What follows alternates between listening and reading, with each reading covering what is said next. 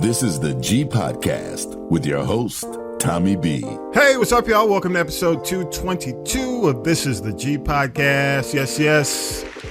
I'm Tommy B, and each week we do news, politics, pop culture, that piping hot tea from the one and only Tanya B. Tanya B's out this week, so we got it covered. Syracuse Mike has your news update. The Newsmaker crew is here. That's Vi, Talib, and me, Tommy B. First, let's get into news with Syracuse Mike. News team, assemble! It's time for the Week in News with Syracuse Mike. A grand jury in Arizona has indicted several allies of former President Trump for their efforts to use fake electors in order to keep him in power after the 2020 election. 11 people were named in the indictment. 7 others were indicted, but their names were redacted. Those 7 include former White House Chief of Staff Mark Meadows and former Trump lawyers Rudy Giuliani and John Eastman.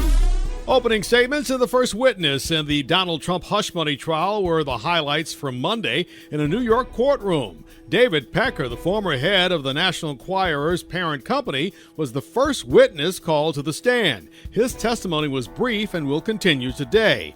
He's expected to talk more about his paper's catch and kill practice. That's when a publication pays for a negative story that it never intends to report. Pecker allegedly did that to protect Mr. Trump when he was a candidate for president in 2016. In this case, jurors are deciding whether Trump falsified business records to cover up a hush money payment to porn star Stormy Daniels, who allegedly sold her story to the Enquirer. Former National Enquirer executive David Pecker was back on the witness stand Tuesday for Donald Trump's New York hush money trial, testifying about how he used the publication to help Trump by planting negative stories about his opponents and how he would offer to buy rights to certain stories that could hurt the Trump campaign and then not publish them. That's also known as catch and kill. The proceedings actually began with arguments over whether the former president should be held in contempt for allegedly violating a gag order.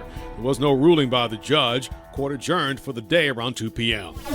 The Justice Department has reached a $138.7 million settlement with survivors who were abused by Larry Nassar. The settlement applies to 139 claims against the FBI for failing to properly investigate complaints about his conduct from the very beginning. That means about $1 million for each complainant. For 18 years, Nassar was the team doctor for the U.S. women's national gymnastics team. The war between Israel and Hamas is leading to more and more protests on school campuses in the U.S.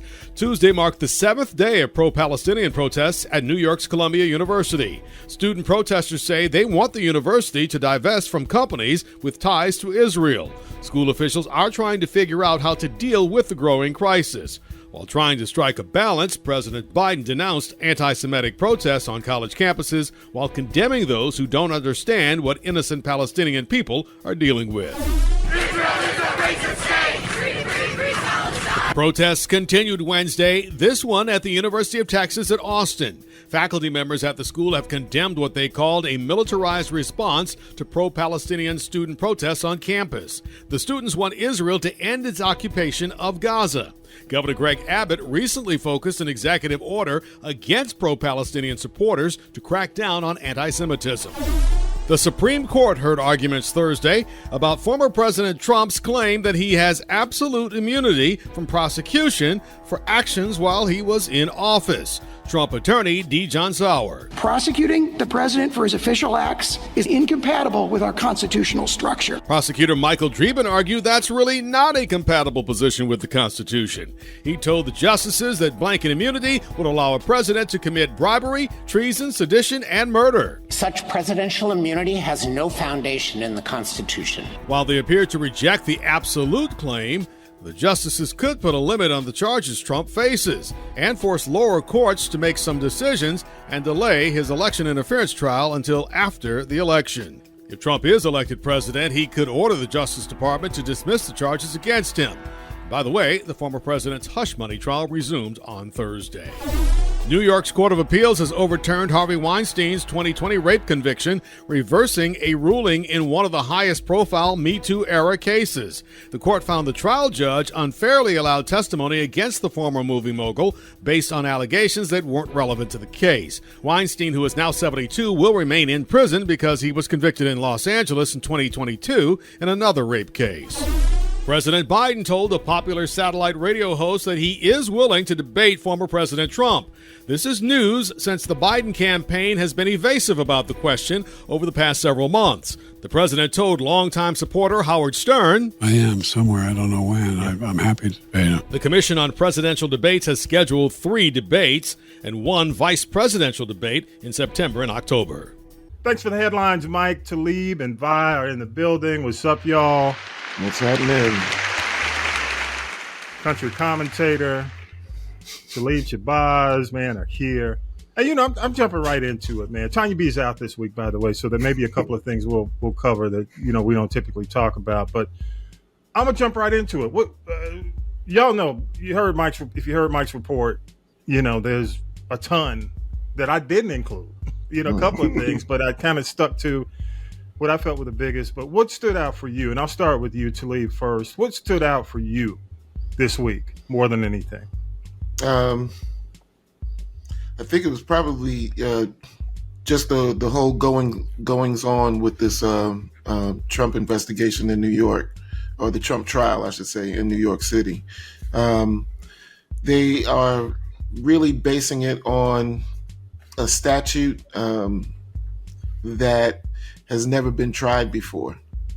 You know, there's never really been I think it was a New York Times article I was reading where they were talking about that in these 2 professors, New York law professors who've been doing this for, 40, 50 years, they said that, in their time practicing, this is one statute that's really never been tested before.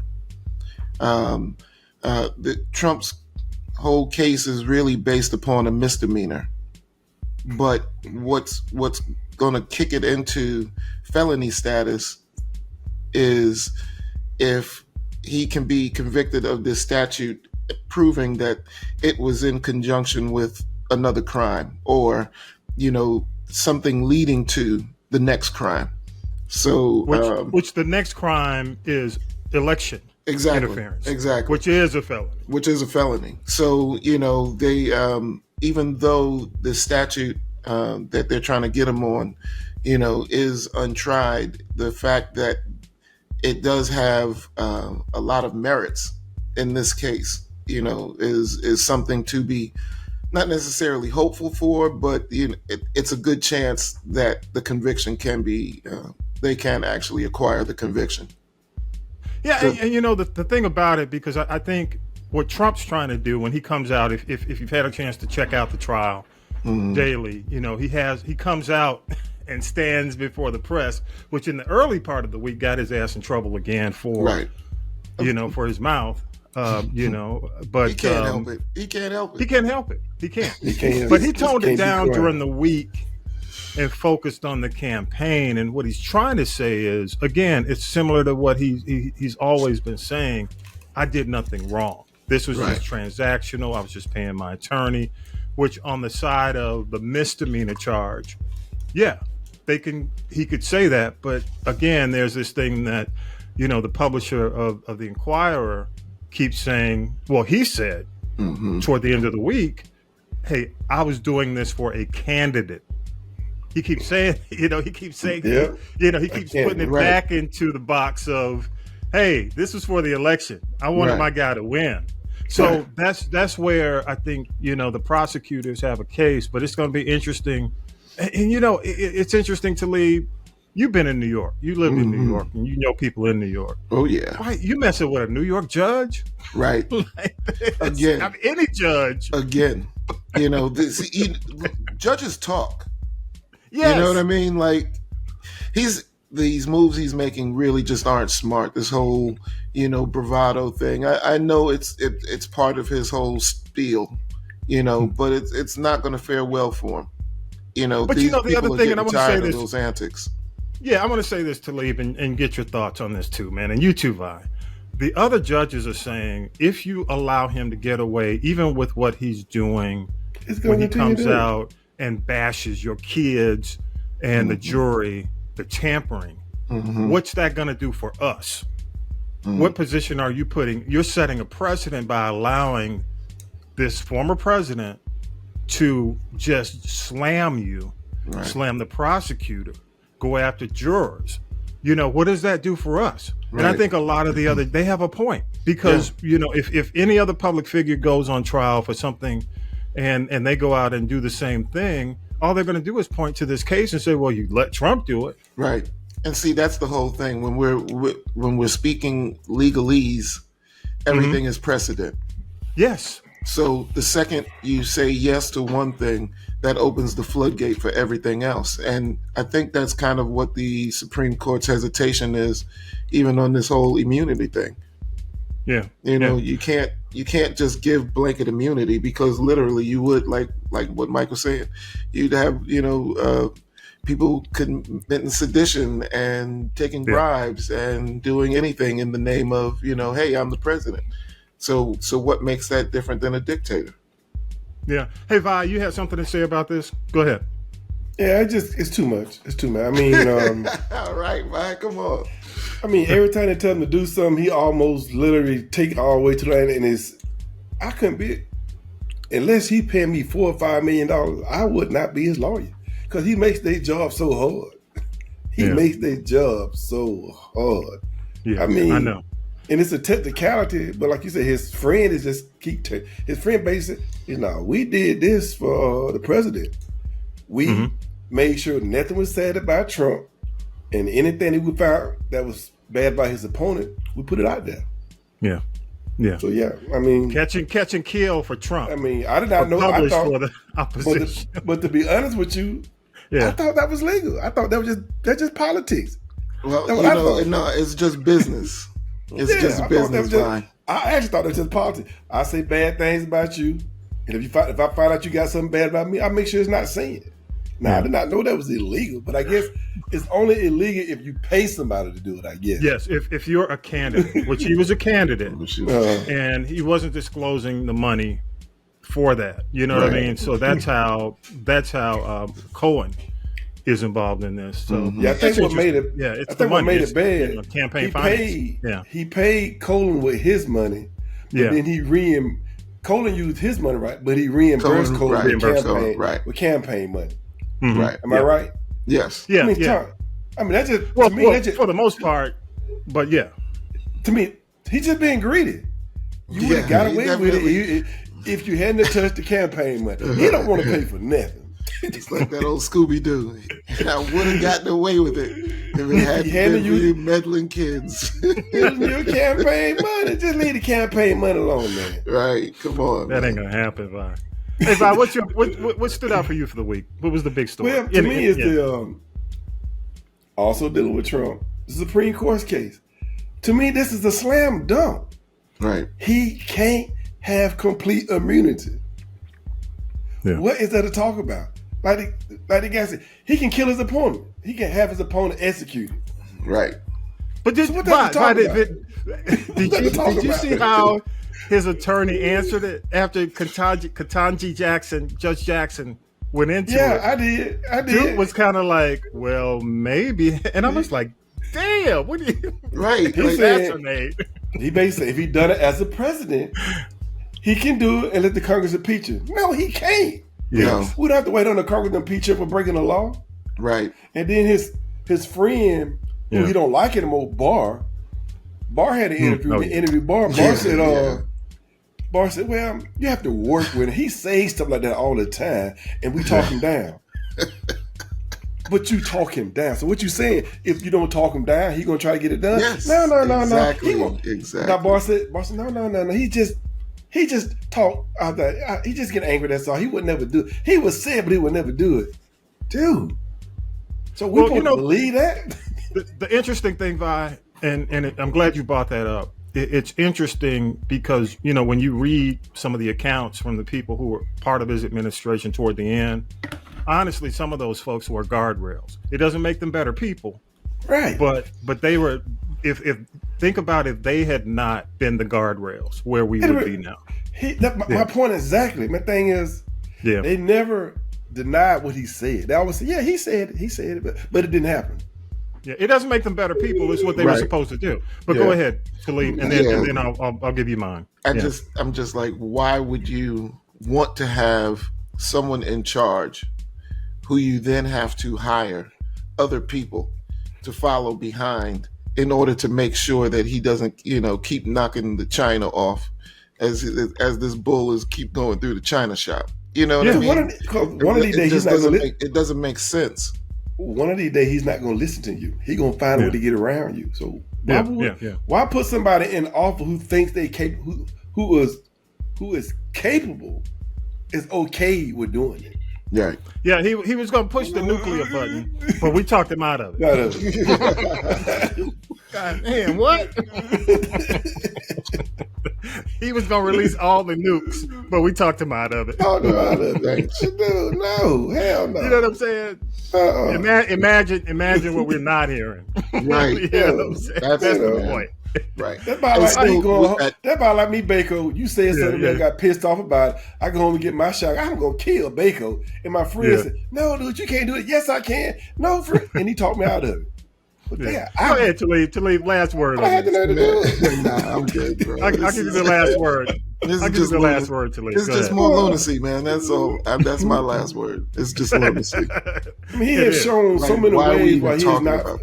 Like I said, he has shown in so many ways he is not fit to hold that office. Yeah. All right, I'm gonna jump into mine, y'all. I think the student protests across the country are going to deeply divide Biden's campaign support, and he is definitely the young end is eroding with this, and that's a concern. If you support Biden. He has to do something, and I don't think he can just ignore it and just allow it to be handled by, the individual campuses or the states. I think, and again, I mean, he has limited power when it comes down to dealing with the states, but I do think he's going to have to work with the states and the campuses to ensure that the students are allowed to protest peacefully. You can give them a designated area on the campuses. You have to, make sure that that's written and it's clear. And I do think also, I think maybe he can work with, and it's tough because when you start working with outside organizations who have a vested interest in either one of these sides, it's not always clear. But the administration is going to have to clearly indicate this is hate speech, this is protest speech. When you step over this line, we gonna get you. Okay? Now, that can be done because it's done for, in terms of black protest and as we've been supported in the protest movement, there's a difference between, hate speech. There's a difference between, just outright violence. Now, and without prejudice, again. So you understand what I'm saying? If you get ADL involved in it, of course, they've got a vested interest, or you get a pro-Palestine organization involved in setting the guidelines. Right. But it has to be clear, in my opinion. The wording has to be clear, even if it has to go to the Supreme Court. But I do think that it's going to hurt him on the young end. I think, if this is still going on in October, my concern is the young end. And any thoughts on that, y'all? Well, a lot of thoughts. How do you get rid of the instigators? And that's the thing. You've got the anarchists. You're right. And that's the thing. I was actually at the courthouse, DeKalb County Courthouse, working when the protests started happening. And, the marshals came in and basically were, hey, we're shutting down the whole building. Everybody's got to go because the protesters are now moving over here. Because it was at Emory. Right, exactly. So now, the entire campus had to be shut down because the people were starting to congregate outside of the jail. But when I started really looking at the footage of the people at the protest of Emory, I've really got to say that I'm sure quite a few of them did not go to Emory. Well, let's go back to the shooting, Talib, right over on University, right at the Wendy's. At the Wendy's, yeah. Okay, do you remember when was it the Wendy's they burned down? Yeah, I was living over there at that time in Peoplestown. And they had the footage of the people who burned it down. Mm-hmm. They didn't look like us. No. You could tell they were. I hate to just throw Antifa everywhere because it gets misused. Right. But again, I just call them anarchists. Yes. They just want to keep shit going. Anarchists don't care. They want. I mean, they thrive on chaos. It's like the Joker. Joker. So this is the thing. When you're doing your protests, you want to be able to not only get your message heard, but you also want to have some kind of impact. Yeah. So I understand the need for calling for divestment. I understand the need why you would want to have it on a campus like Emory because it's high visibility. Yeah. Emory University is one of those schools. Yeah. But if you're going to really organize something on the school's campus, the number one thing is to ensure the safety and just well-being of the students that you're trying to get involved. Yeah. And these people are taking advantage in the same manner that we talked about Wendy's. The dude who threw the firebomb in Wendy's was definitely not of the community. Yes. So again, and then how do we balance it off on the other side? Netanyahu is going on TV talking about what America should do on its own college campuses. Yeah. Netanyahu? You want to talk about what's going on? Listen to. Right. Are you kidding me? That would make me want to protest more. And let me say this, Talib, and I'm glad you mentioned that, man, because when we first started talking about Gaza, and I wanted to state a clear difference. I think there's a difference between people who have the best interest for both sides, okay, the Netanyahu situation is complicated, but I've never been a fan of Netanyahu because I look at Netanyahu as the Trump of the Middle East. Yeah. You know what I mean? And just like on the Hamas side, Hamas doesn't even reside in that. It's just like you said. I mean, they don't necessarily reside within that community other than to fight. So, they can start a war or start situations and go on home. Or go back to, whatever cave or wherever they are. Right. So it's complicated because you got people, throwing stuff, and hiding their hands. That's what's happening. Exactly. And that's totally. All right. Hey, appreciate that. I wanted to get y'all's thoughts on that. Tanya B's not doing the tea this week so there are a couple of things on the lighter note I want to get into. I guess you can call them lighter. But one of the things, and I did not watch 3 hours of Amanda Seales. I could not. Okay. You didn't watch? I couldn't even listen to 3 hours. 3 hours. Now, let me tell you, full disclosure, I like Amanda when her post, like when she was doing the post live on Instagram, she had some good points. She's making some good points. This was even before she was doing Insecure. I knew of her, and she always made some good points. But it was, she can get, not kind of, she can get annoying. Okay. So, but I didn't think Club Shay was the play. I was shocked. I'm like, damn, she gonna be on Club Shay talking about? Yeah, I thought 3 hours. Damn. I mean, but going through the clips, I thought she made some good points. 3 hours is just, in today's world, it's just too long, man, for the people who matter. You got academics, writers, they'll sit down and analyze 3 hours. I ain't one of them. 3 hours is just way too much for somebody unless you got multiple people on with different opinions. And, I don't expect to see her on forever after 3 hours. Maybe they should have done like 3 parts, 45 minutes. And people like me who listen to Club, and the people like me who listen to Club Shay, she is not the person I want to listen to for 3 hours. Right. Absolutely. I want to be entertained, not educated. Yep. My one point is it's way too long. The other thing is, and I don't want to, I never try to pigeonhole anybody who does a podcast, but it just seems to me it was out of his lane, in terms of some of the things that he should have been asking her.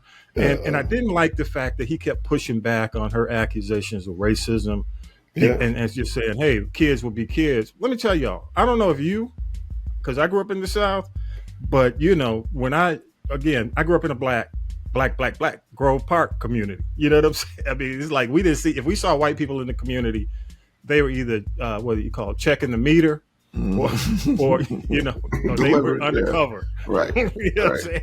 So I didn't grow up in that until I went to high school, till I moved on.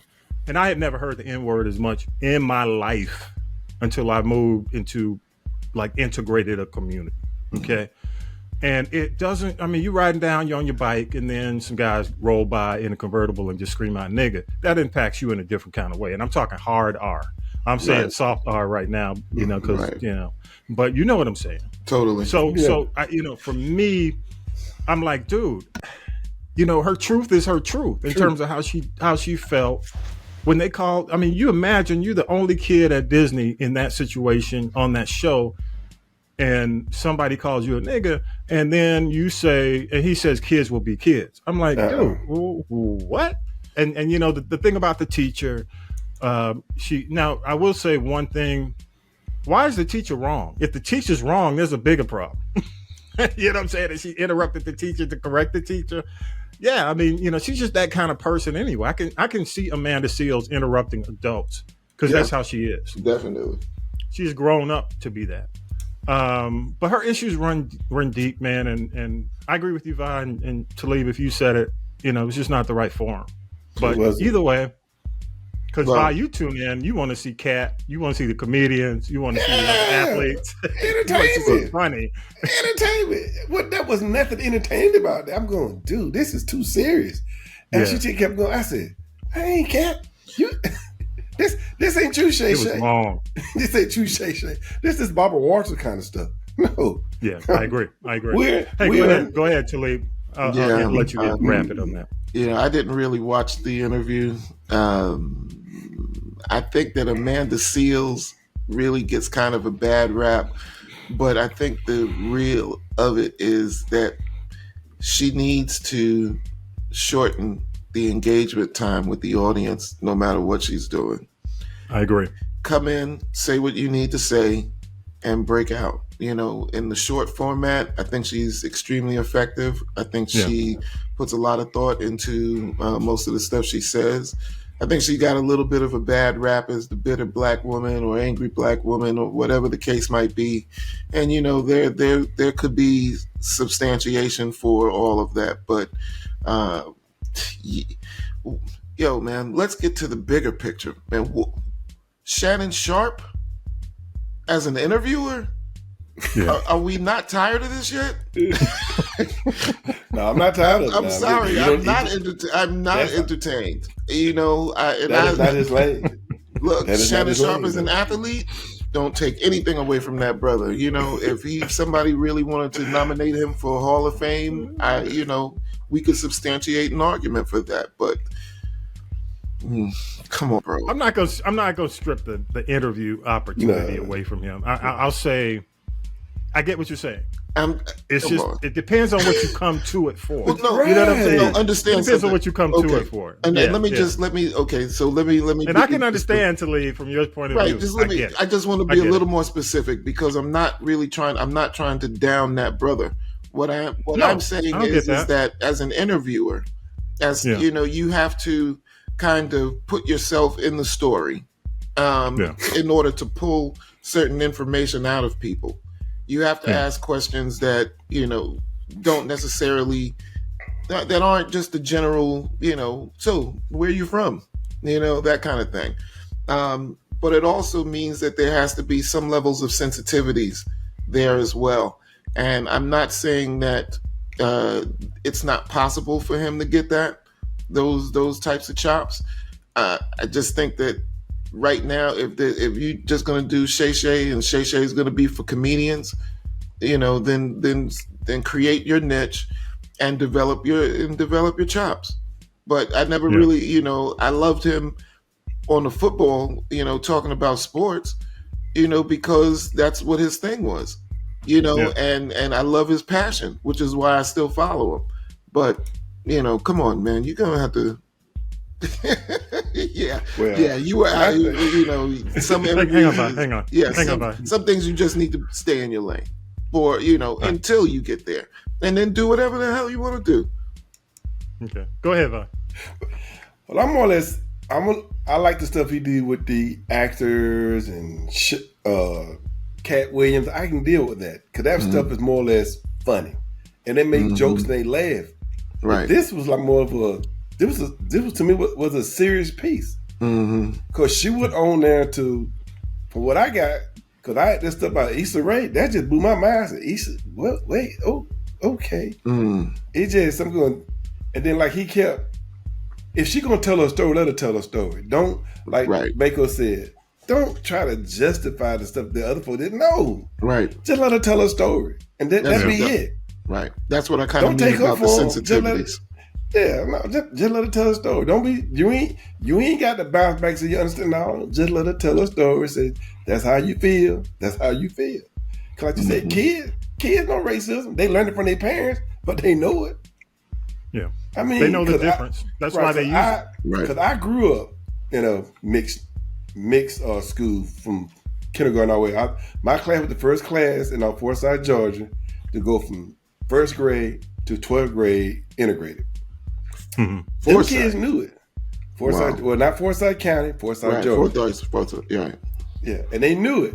And like Baker said, the N-word, oh, we didn't hear that. Because they knew if they said that N-word, what was going to happen.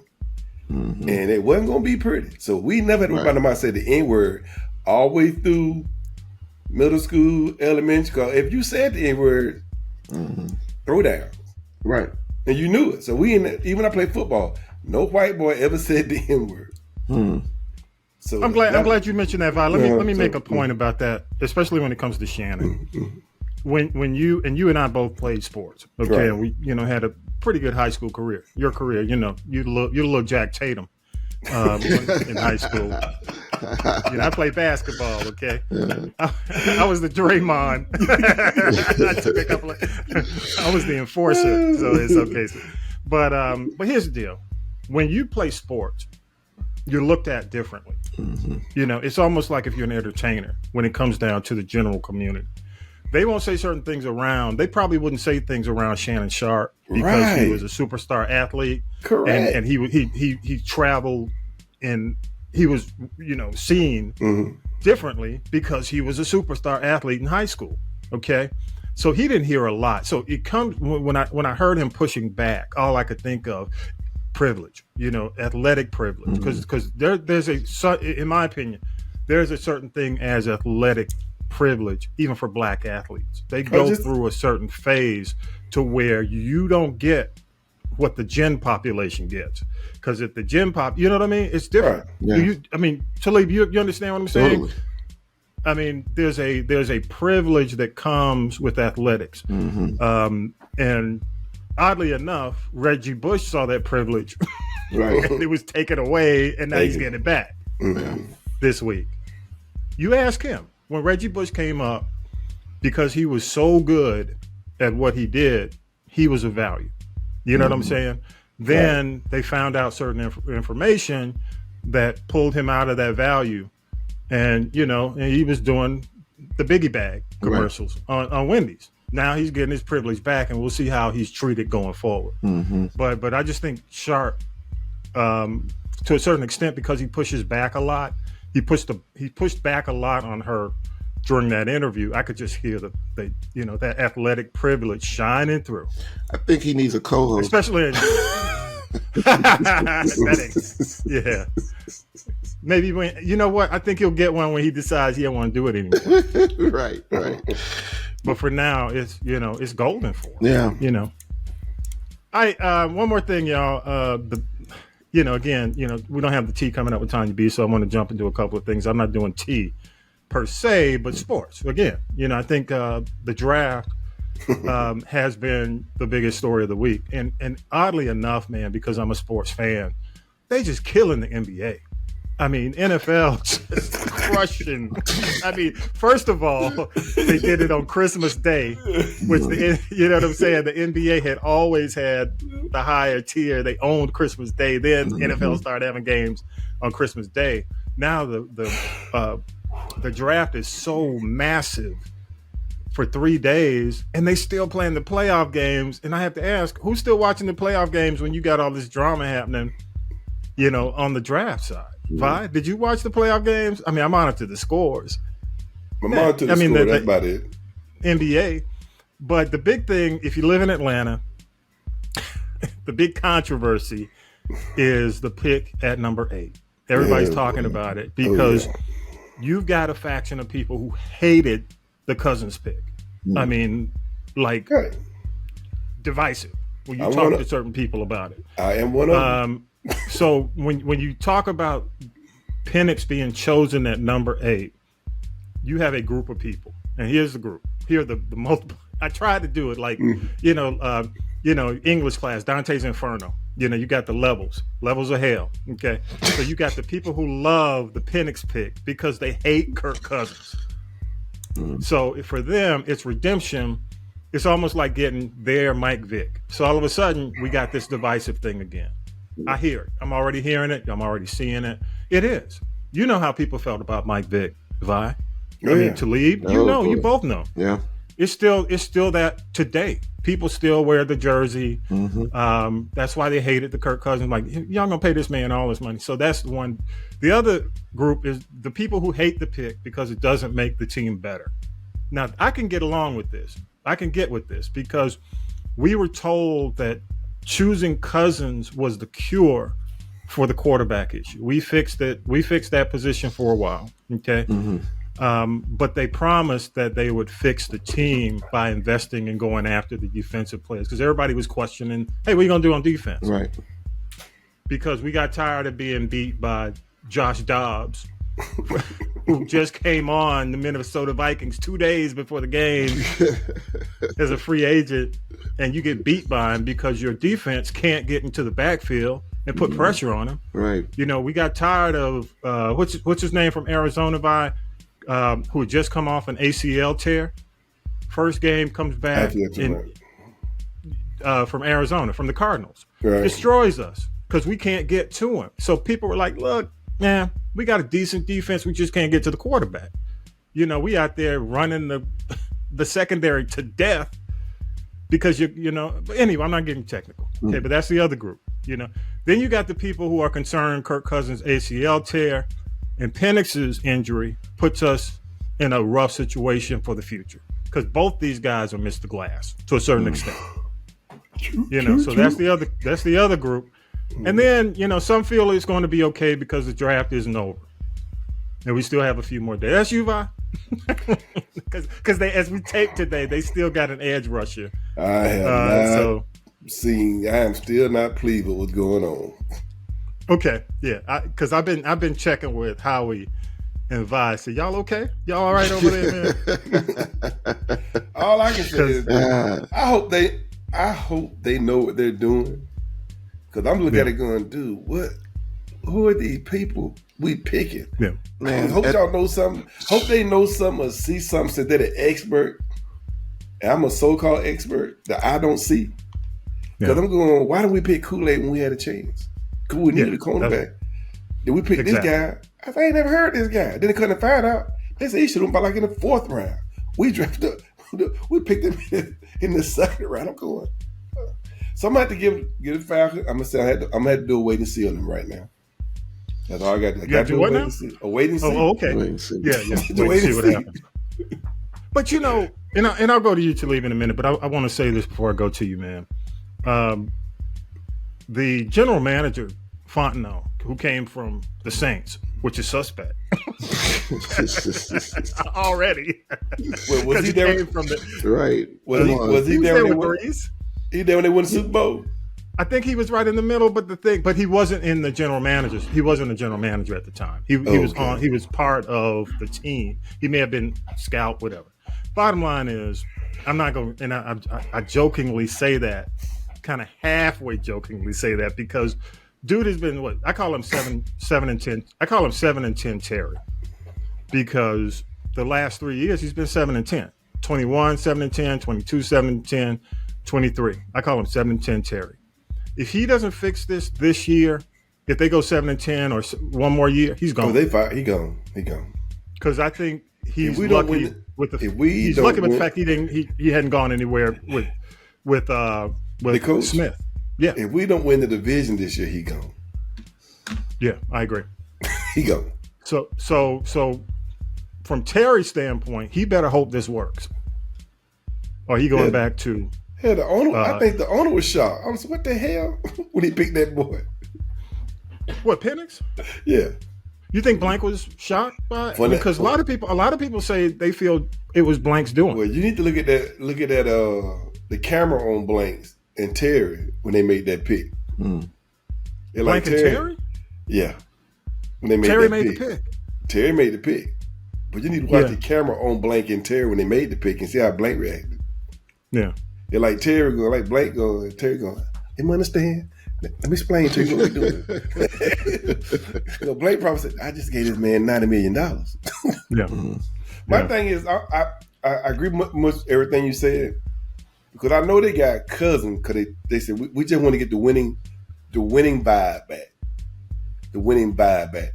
And with Cousin, he's a good quarterback. He might not win the Super Bowl, but he's gonna win a lot of regular season games. And if you win a lot of regular season games, you're not going to have this chance again to pick a quarterback in the top 10.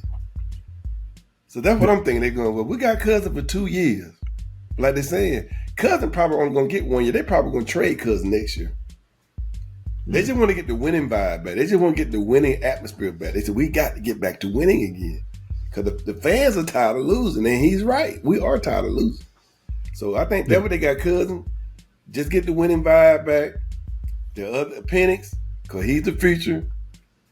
So I just think they could have waited on Penix. I don't think nobody ever going to pick Penix in the top 15, top 10. We probably could have got Penix in the second round. But you know what? It was by in the top 10. It was a record number of quarterbacks chosen in the history of the draft. Because we started it. Because we started it. Once they saw Penix, said, the rush on quarterbacks. Yeah, once they saw what we did, they said, damn, if the Falcons going to do that shit, ain't none of these guys might make it to the second round. Let's get my guy while I got a chance. Yeah. Because do you think Bo Nix belongs in the first round? Oh, no. Well, I'm not happy. I mean, I'm not getting the X's and O's, y'all, if you're not into sports. But, I don't think Drake May is going to turn out to be what everybody thinks he's going to be, because the league is just, it's fast. Drake May is a project. Long as they make him start next year, they give him time to develop, because he has the raw talent. Yeah. But is he? He got the skill. He got the talent, but do he have the skill? Yeah, that's the thing.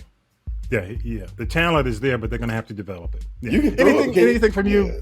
Yeah, he can throw it. Well, I've never really been. I'm not into the stats of it all, so I got to take a back seat when y'all are comparing, one player to another in terms of how well they're doing numerically. But what I can say is that Atlanta has made a lot of flashy moves. We've sold the hype of the Falcons for years. Without really doing the necessary work in terms of the staffing that we really need in order to make something happen. Whether it's been shortcomings from, the management side, coaching, whether it's players. Like last year, we had our offense was rushed way too much. There were times where, our offensive line would be falling apart. Defensive line wasn't really looking all that great, not making enough plays. There was all kinds of stuff happening. And, and it's been going on for years. So it's like, I love the Falcons. Yeah, I love the Falcons. I love the Jets. But, for some reason, my guys always just like losing. And you know what, man? You mentioned the Jets.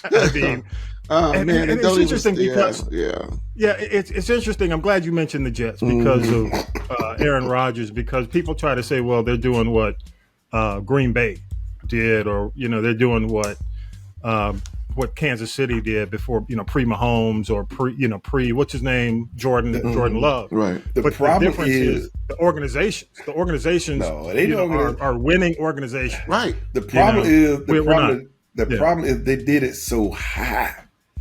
None of them guys was in the top 10 pick. They was in a late first round pick, not the top 10 pick. The top 10 pick supposed to make a difference this year. Right, exactly. Year. Exactly. This year. Right. To say this kid's 24 years old, okay? He's coming out, first of all, older than most rookies. That's one. He's 24. He'll be 24 in a couple of weeks. This is Penix. He's going to be 24. So you're going to say, look, he's going to sit on the bench while Cousins does his thing, which could be 2, 3, potentially 4 years. Two at the most. They ain't gonna do nothing. 2 at the most. But the way they were talking though, you know how it is, Vi. We gonna he's our man. But my point is he's gonna be 26, 27 before he hits the field on a full-time basis. Okay. And for even a lot of people who were making the argument against it, that's a problem. So, I like Penix. Full disclosure, dude. Most definitely. I like that Penix. dude throws darts. Okay. He is accurate. Hell of a player. Hell of a quarterback. They got the strongest arm and the most accurate of all the quarterbacks that came in. But 26 is not a big deal to me because these quarterbacks are playing until they're 40 now. So do you think the pick was taken so that, they can have some leverage somewhere else down the line? I mean, is Penix that strong of a player? I read that said the coach and the general manager do because that's going to guarantee them at least 5 years. Not if you lose this year. No. They saying. Let me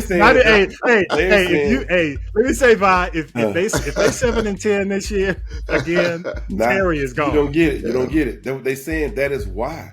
Even if they lose, they're gonna let them stick around because they pick Penix. Oh, so they're gonna that's get them, stupid. They're gonna at least the Bears did the same thing. They're gonna at least get a chance to develop the quarterback that they pick.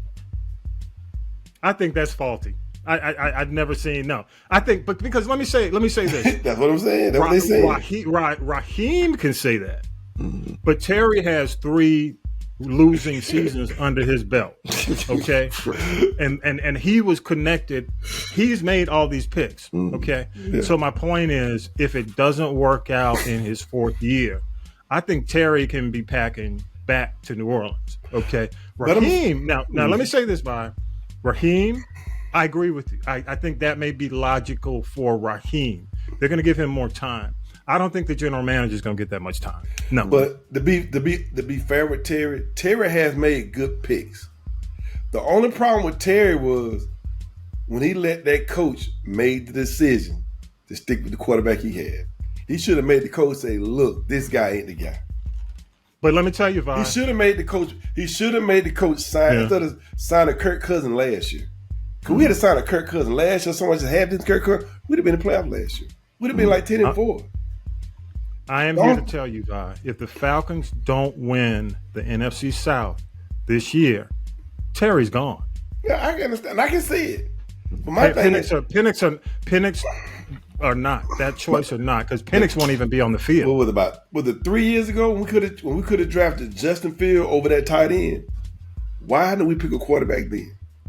We had to the top 4 picks. Let me say this. Let me say this, man. First round, again, y'all, look, we're not doing the T this week, so bear with us. First, I'm gonna say this, and then we're gonna move. I'll give it back to you, Vi. First round, Drake London to me. You still look. You drafted Drake London, Pac-12. You knew he was slow, but here's my point. You're still looking for another wide receiver.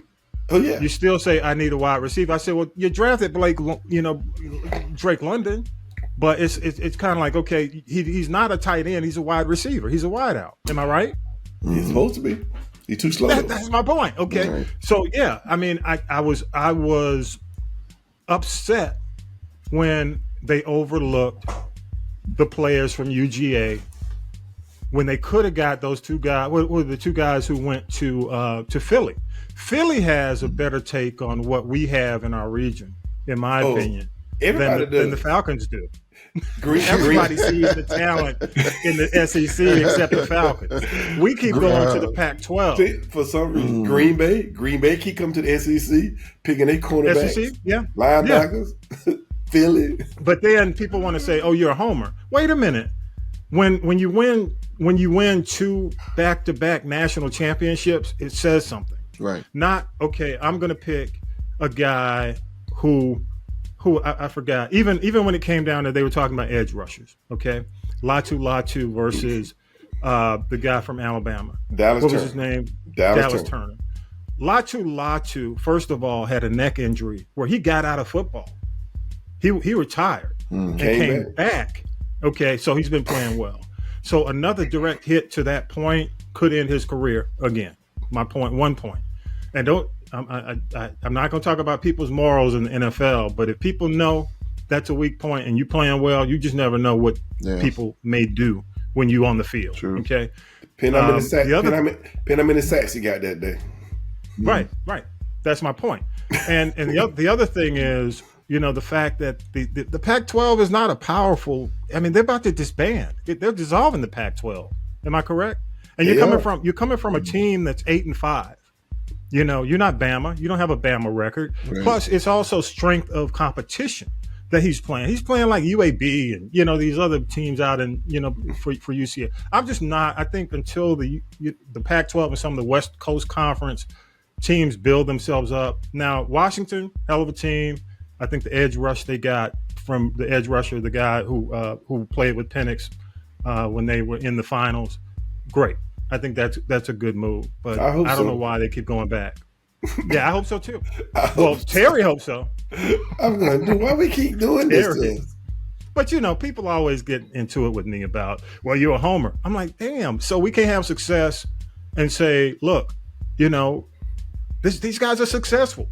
They're in successful programs. They're winners. So other people have to pick them before we pick them. We get them last. We get them at the end of their career. And we still losing. We're still losing. Yeah, we're still losing. You're 7-10. You're 7 I call him 7-10 Terry. 7-10 for the last 3 years. I bet he'll be 7-10 this year too. Dude, don't say that. All right, y'all. I can't deal with that. I can't. Hey, it is what it is. But good luck. All right. Love getting your feedback, y'all. Positive or negative on the episodes. Go to Castropolis. I'm going to get cussed out this week. I know it's coming. Choose the people poll. Leave us a voice message, man. I'll play it back. Play back the best. Let's go ahead and take it. Well, we're not going to come back with Tanya B and the T, y'all. But I'm just going to let y'all do the last. Just any last comments. Because Tanya B's out this week. Thinking about you, Tanya B. I'll start with you, Talib, and I'll give it finally to you. Talib, thoughts? Yeah. Anything? Any closing thoughts? Closing thoughts? Okay.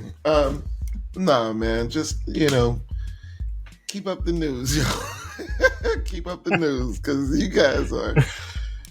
I'm telling you, some of the stuff that I was reading this week, that I didn't really think would, necessarily be big enough to make the show. I mean, people are losing their minds everywhere. So stay sane, folks. Hey, you know what? I want to mention this, man, because you mentioned that. We're seeing this rash of these young black girls who are dating these older white guys that are meeting their end. Dude, the Jeffrey, the whole dude eating the woman. Yes. So these young girls who are finding these zaddies and daddies and blah blah blah. Y'all need to be careful. You need to watch these guys because it's just too prevalent right now. You're hearing about it a lot. Yes. I mean, it's like this week. I mean, I read about 4 or 5 situations just like that. Yeah. So if you got daughters, man, and you see, you're like, yeah. But this is that. I'm out for my bag, and who's gonna, he said he's gonna not take me to. He better not take me to Cheesecake Factory. You know what I mean? And it's just this silly mentality that's going around. It's where did it come from? Meeting their demise in a really nasty kind of way. Yeah. Yeah. I hope I didn't take anything away from what you were saying. Nah, bro, that's exactly what I was saying is that's and this is just one story of many. There's something going on in the air right now. and I'm not sure exactly what it is, but there are a lot of extreme things happening. We're dealing with extreme politics. We're dealing with extremities in war, with Gaza and Sudan and Congo, and and the list goes on. Ukraine, Taiwan we just gave $95 billion to strengthen war efforts, in Taiwan and Ukraine and in Israel. I mean, folks are really losing their minds out here. And I always go back to what we gave, what's his name, from the Iraq War before he became public enemy number one. Yeah. No, even Saddam and also Bin Laden. Right. The support we gave those guys before they switched over to public enemy number one. Yeah, I mean, got to be careful. Yeah, Afghanistan. I'm telling you, man, American foreign policy, man. You gotta just look at this and be like, yo, what are we thinking? Why are we really doing this? Is it for sex? Is it for money? You know what I mean? Like, you think you're gonna get more pussy from this? I mean, is this, the defense contractors like, hey man, knocking on the door like, yo, hey man, we're not killing enough. I got guns that are just sitting here in surplus. I'm not sure exactly what is happening, but I think it's humorous that people think that the masses are not starting to see some of this for themselves. Yeah, I agree. The propaganda is starting to wear off. People are once again desiring information, proper information, food, sustenance. It's not going to end well for these folks because stop thinking that we're stupid. We're not stupid. We're watching and we are paying attention. And like you said, if Biden doesn't really get this, getting back to just that statement, if Biden really does not watch what goes on with this, with these protests, and start to rein these politics in with Israel, it's going to be a tremendous problem for him. Yeah, I agree. Last word, Vi. Well, I'm being on a little lighter side with the last word. Not be serious, because we just went in. Right. Go ahead, man. Yeah. I'm not gonna. And Baker said he don't want to be a homer. Well, I am a homer. God damn it. No, it's not that you don't want to be. It's just why you're called. It's like, what's the point in you calling me a homer? I mean, I see the good teams for what they are. I'm pissed off at the Lakers right now, but that's a whole nother story. But yeah, God damn it. I'm a homer. King flop. Who has been winning the national championship the last 4 or 5 years? The South. Yep. The South. They're coming out to the South to get it goes players. 10 years. 10 years. They're coming to the South to pick all players to go up to the North. Yes. So why are the Falcons drafting everybody from the South? Because there's a contract. There's a contract somewhere, Vi. Somebody, some recruiter. See, hey, Vi. I get mad. People get mad at me when I say Rich McKay. I say Rich McKay. It's we're gonna prove a point that we're in the South. We're not gonna be a homer, dude. Be a damn homer. Shit. Right. Who cares, dude? Hey, I just want to win. If I were the Falcons, I'd have an office like halfway to Athens. Right? I'd have a satellite office. Right. Georgia has had the most players drafted probably in the last 2 or 3 years. That's the reason. And we ain't even talking about the free agents. Come on. And I ain't just talking about Georgia. I'm talking about Alabama. I'm talking about Texas. Pick these boys. Yeah. These boys live. They got Bijan. These boys live to hit. They upset. They're not hitting nobody. So pick them. Yeah. So I'm a homer. Damn it, I'm a homer. But if y'all don't want to get Baker the smoke, bring all the smoke to the country commentator, because I'll cut you out and let you know I'm a homer and tell you why I'm a homer. I'm going to tell you why your boys up north and the west suck. So yes, I agree. Bring it to me. Amen. I'll take all of it. Hey, Vi. Amen. And y'all, I'm just saying.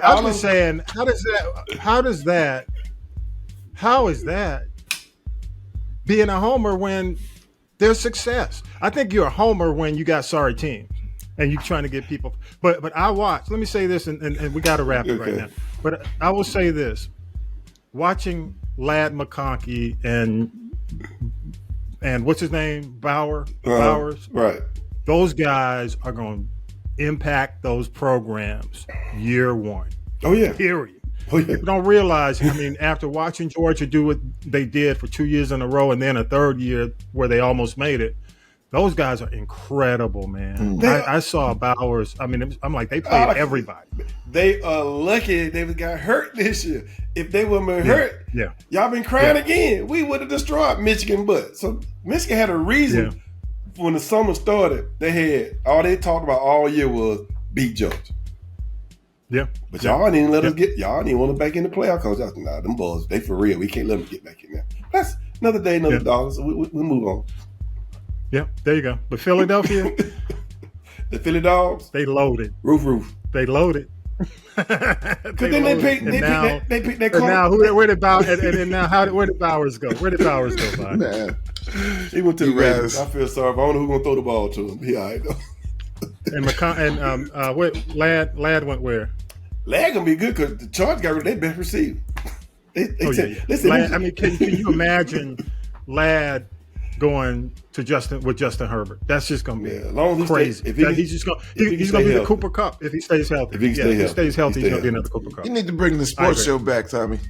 You need to bring the sports show back. Hey, it's draft week, y'all. Appreciate. Hey, LeBron, come on, LeBron. LeBron, leave Lakers, King man. Flop. Just leave. King Flop. Just go back to Cleveland. Yeah, you might do better. D'Angelo Russell, I got nothing to say. You go back to the Cleveland, you might make it back to the finals. Go back to Cleveland.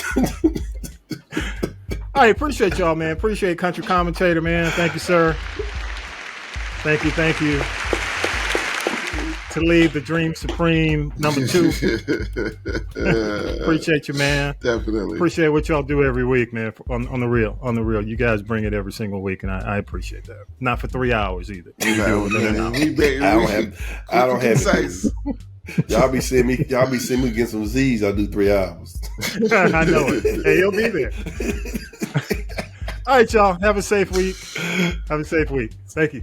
All right, peace out. More. This is the G Podcast after the break. Hey, this is Tommy B from This Is the G Podcast. I want to encourage all my G's who reside in the area of Jonesboro, Stockbridge, Covington, Conyers, South Gwinnett. That's the new Georgia Congressional District 13 to vote for Karen Renee for Congress. Karen Renee is a true advocate for her constituents and truly believes in empowering the people. Visit electkarenrenee.com for more information and also find out whether you're in the new District 13. Follow her campaign on Facebook at Elect Karen Renee. Let's support a candidate who truly represents the people. As always, thanks to Tanya B., Vi, Talib, author and political analyst Harold Michael Harvey. Thank you to the crew, Millennial Nick, Lady J, Regia, music by K-Dub, all those who put in the work to make it happen every single week. Don't forget y'all, subscribe.